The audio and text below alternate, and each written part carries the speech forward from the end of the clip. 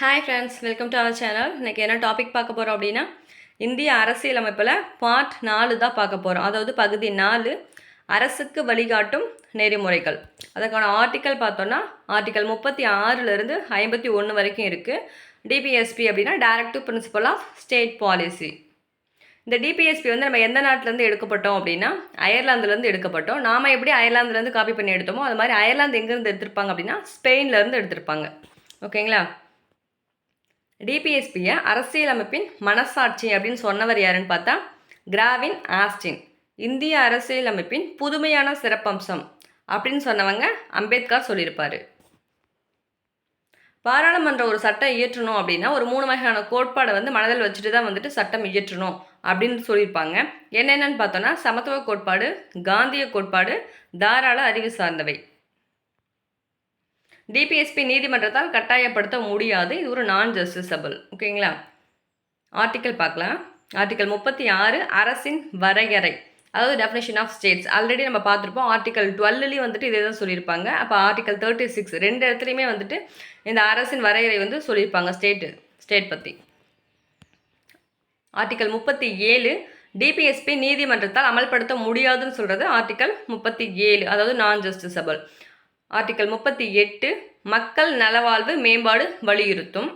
மக்களிடம் ஏற்றத்தாழ்வு குறைக்க வேண்டும். அதாவது வருமானம், அந்தஸ்து, வசதிகள் இதன் அடிப்படையில் வந்துட்டு மக்களிடத்தில் வந்து ஒரு ஏற்றத்தாழ்வு இல்லாமல் இருக்க மாதிரி பார்த்துக்கணும். ஓகேங்களா? இதெல்லாம் அரசாங்கத்தோட செயல்பாடு. ஆர்டிக்கல் 39 அரசாங்கம் சட்டங்களை பின்பற்ற வேண்டும். என்னென்னு பாருங்கள். 39A வந்து மக்களுக்கு தேவையான வசதிகளை செய்து தர வேண்டும். மக்களுக்கு தேவையான வாழ்வாதாரத்தை வந்து கண்டிப்பாக செஞ்சு கொடுக்கணும் அப்படின்னு. ஆர்டிக்கல் 39B இயற்கை வளங்கள் பொதுவானவை. 39C சொத்துக்கள் ஒரே இடத்தில் குவிவதை தடுத்தல் வேண்டுங்கிறது ஆர்டிக்கல் 39C. ஆர்டிக்கல் 39D பார்த்தோன்னா சம வேலைக்கு சம ஊதியம். இப்போ ஆண் பெண் இருக்காங்க அப்படின்னா 2 பேர் வேலை பார்க்குறாங்கன்னா ஒரே சம்பளம் கொடுக்கறது இல்லையா? அதே மாதிரி அதான் கொடுக்கணும்.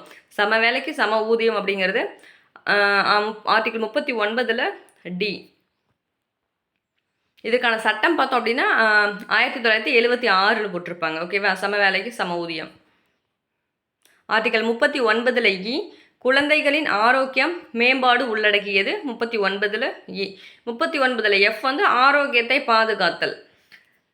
இ பார்த்தோன்னா குழந்தைகள் ஆரோக்கியம் ஸ்பெஷலாக சொல்லுவாங்க. எஃப் பார்த்தோன்னா பொதுவாக எல்லாரோட ஆரோக்கியமும் பாதுகாக்கணும், மக்களோட ஆரோக்கியத்தை பாதுகாத்தல். ஆர்டிக்கல் 40 கிராம பஞ்சாயத்தை அமைத்தல். இது வந்து ரொம்ப ரொம்ப ரொம்ப முக்கியமான ஆர்டிக்கல். ஓகேவா? கண்டிப்பாக ஞாபகம் வச்சுக்கோங்க. ஆர்டிக்கல் 40ங்கிறது கிராம பஞ்சாயத்தை அமைத்தல். ஆர்டிக்கல் 41 வயதானவர், மாற்றுத்திறனாளி பொதுநல உதவி பெறும் உரிமை. அதாவது உதவித்தொகை கொடுப்பாங்க இல்லையா? அந்த வயசானவங்க, மாற்றுத்திறனாளி இவங்களுக்கெல்லாம் வந்துட்டு கவர்மெண்ட்டே வந்துட்டு அமௌண்ட் கொடுக்குறாங்க இல்லையா? உதவித்தொகை தராங்க இல்லையா? அது வந்து ஆர்டிக்கல் 41 வரும். ஆர்டிக்கல் 42 மனிதமான சூழல், அதாவது உதவி வழங்குதல். மகப்பேறு சமயத்தில் வந்துட்டு நம்ம லீவ் கொடுக்குறது, அதுக்கான அமௌண்ட்லாம் கொடுக்குறாங்க இல்லையா? இதெல்லாம் வந்துட்டு ஆர்டிக்கல் 42 வரும். மகப்பேறு நிவாரண சட்டம் வந்து பார்த்தோன்னா 1961.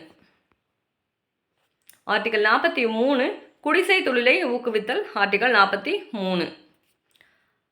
ஆர்டிக்கல் 43A தொழிலாளர்கள் நிர்வாகத்தில் பங்கு பெறுதல். தொழிலாளர்கள் வந்துட்டு இருக்காங்க அப்படின்னா அவங்க நிர்வாகத்தில் பங்கு பெறலாம் அப்படின்னு வந்துட்டு சொல்லியிருப்பாங்க 43A. இதற்கான சட்ட திருத்தம் பார்த்தோம் அப்படின்னா 42வது சட்ட திருத்தம் 1976.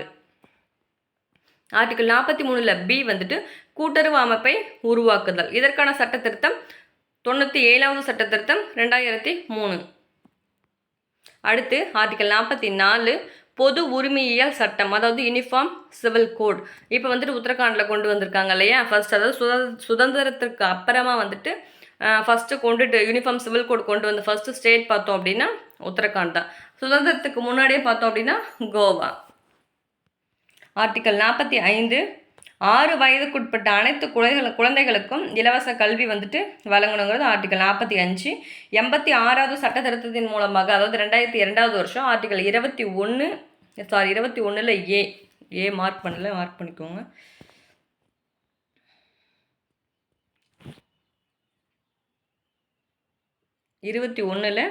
ஏ அப்புறம் ஆர்டிக்கல் 51ல் 7K பார்த்தோம் அப்படின்னா குழந்தைகளுக்கான கல்வியை வந்து கொடுக்கறது பெற்றோரோட கடமைன்னு சொல்லியிருப்பாங்க. நெக்ஸ்ட்டு ஆர்டிக்கல் 46 ஆதி திராவிடர் பழங்குடியினர் கல்வி நலன் மற்றும் பொருளாதார உதவியை மேம்படுத்துதல் பார்த்தோம்னா ஆர்டிக்கல் 46ல் வந்துடும்.